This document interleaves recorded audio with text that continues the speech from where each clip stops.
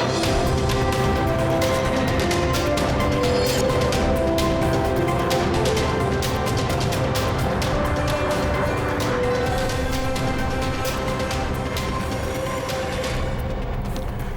welcome to the daily English news program on Azərbaycan Television with the most important events of the day. I'm your host, Ilham Ahmedov. I believe that we will get as close as possible to the truth on the issue of climate finance. To achieve a final agreement, we need to join forces.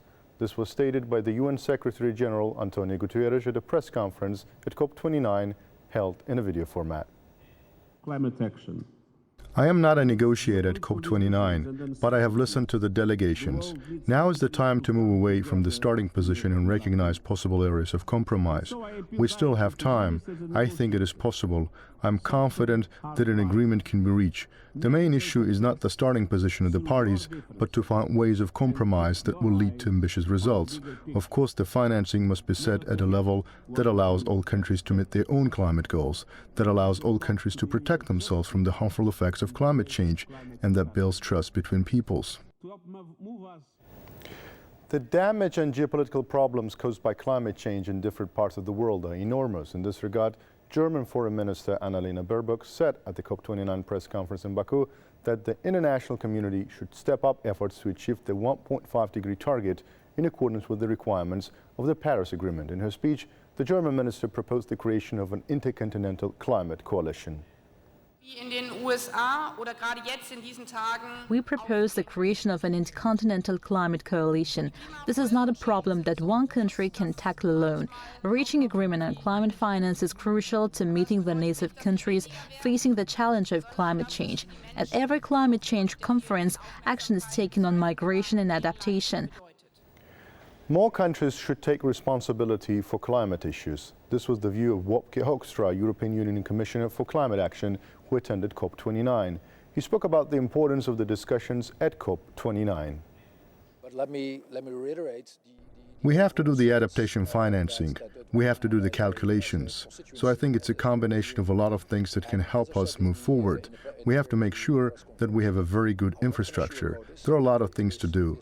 There's a big burden on the leaders of the country in terms of these issues. More countries have to take responsibility.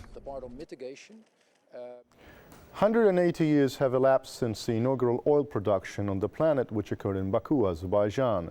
The manner in which we heat and cool our homes, construct our buildings and traverse distances from one point to another is still significantly influenced by oil and oil products.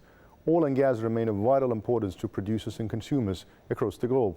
As President of Azerbaijan, Ilham emphasized at the opening ceremony of COP29, this is a gift from God. Secretary General of OPEC, Haytham El-Kais, underscored during his speech at the COP29 in Baku.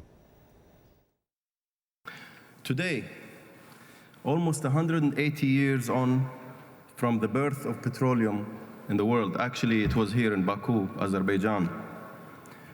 Today, petroleum and petroleum-derived products continue to shape how we heat and cool our homes, construct our buildings, and transport ourselves from A to B.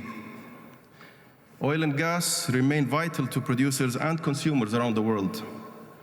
As His Excellency Azerbaijan's President, His Excellency Ilham Aliyev, emphasized at the opening of COP29, they are indeed a gift of God. They impact how we produce and package and transport food and how we undertake medical research, manufacture, distribute medical supplies. I could go on forever. However, access to the benefits of these products, benefits unfortunately often taken for granted, is far from universal. There remain around 685 million people around the world without access to electricity, and 2.1 billion who continue to rely on unsafe and inefficient cooking fuels. The great challenge at hand is ensuring energy accessibility, meeting rising energy demand, enhancing energy security while maintaining energy affordability, and of course, reducing emissions. OPEC has consistently advocated a balanced approach where nothing and no one should be dismissed. We need to embrace all energies, leverage all the available technologies, and ensure that the needs of all peoples around the world are taken into account. This means recognizing that the focus of the Paris Agreement is reducing emissions, not choosing energy sources. It also means developing, transferring, and financing all forms of viable technologies. And it means developed countries fulfilling their obligations to meet funding gaps and scale up climate finance. Each party has the right to chart its own pathway to a sustainable future, ladies and gentlemen. The capacities, national circumstances, and development priorities of all countries must be considered to ensure that no one is left behind. It's clear there is no one-size-fits-all prescription that can overcome our climate and energy challenges. Inclusive dialogue and international cooperation, just like our Azerbaijani hosts have adopted, will be necessary going forward as we work towards building a sustainable future for all of us. We thank our Azerbaijani hosts for their gracious hospitality and their exceptional leadership. Thank you all. An event titled The Connection Between Climate and Biodiversity, Integrated Solutions for Sustainable Future was held as part of COP29. The event, organized by Azerbaijani Ministry of Ecology and Natural Resources, aimed to discuss the consequences of climate change on living organisms. The speakers underlined burning issues such as the reduction of the natural areas of habitat of species and the extinction of animal and plant species as a result of climate change in the last decade.